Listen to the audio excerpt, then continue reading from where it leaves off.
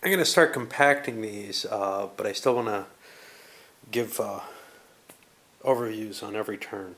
So I'm going to combine several turns probably in one video.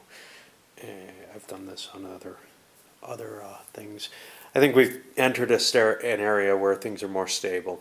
They're not really there yet. What we're seeing is the Bolsheviks still withdrawing and still fighting rearguard action against the Siberians. But the Siberians are getting enough large troops, etc., that we're not really able to counterattack anywhere near as effectively as maybe before. So we're going to try to see some kind of line along that forest.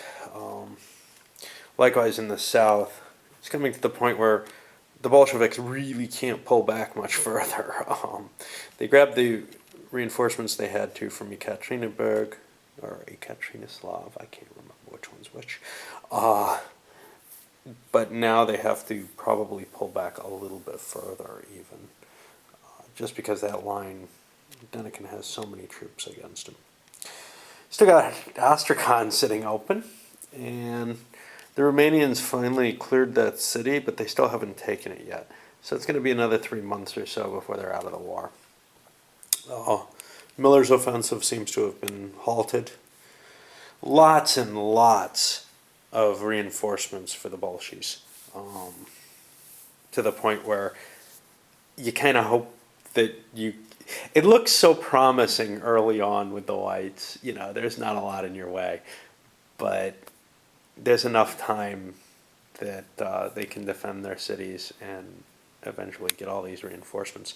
That's not a matter of production or anything. It's just they have pre-prepared reinforcements that come in at certain cities. But if you take the cities, you badly damage the amounts.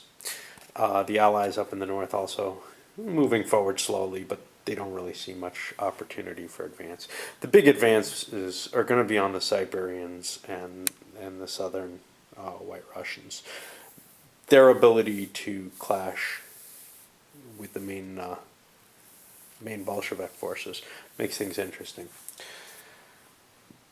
I just added the Finnish intervention chit, which could be an annoyance, but not much more. The Poles aren't due for a while. Turks aren't due for a while. So this is pretty much what I'm playing with for some time now. The next big reinforcements come in the summer. Here we are in April, springtime. Got clear weather everywhere now. Russians rolled an event getting Menshevik support. Right now, and it's kind of hard to see until we close in, but the Whites are doing well enough. And let's look at the points. It was actually at 67 until the Menshevik support, which dropped it down. Okay, maybe 66, which dropped it down to 63. And there was a headquarters eliminated by the Russian, or by the Whites up here. Actually, Victor killed it. And that was worth points. Anyway, with the current position of the points, one of the White headquarters, is out of commission. And, oh, not quite. That drop got rid of that. Okay, well, I had one out of commission. We'll get that off there. Just a point or two off of being that far ahead. Still, there are massive amounts of Bolshevik troops showing up on the map, and the mud prevented a lot of movement. Romanians captured Bessarabia. They'll be signing a peace, not this turn, but next turn. More and more stuff showing up over in St. Pete, and Miller's just not able to move that. Stalin's looking at trying to crack against the Allies, trying to take a swing at them. We've got more and more solidly positioned Bolshevik line here facing both the Siberians and the Southerners. The Hetman is uncertain what he's doing.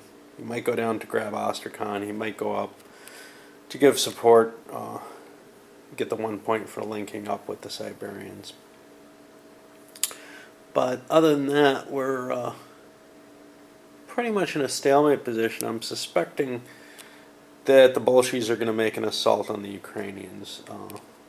We've already got the anarchists have done a deal on one of the units and wiped it out permanently.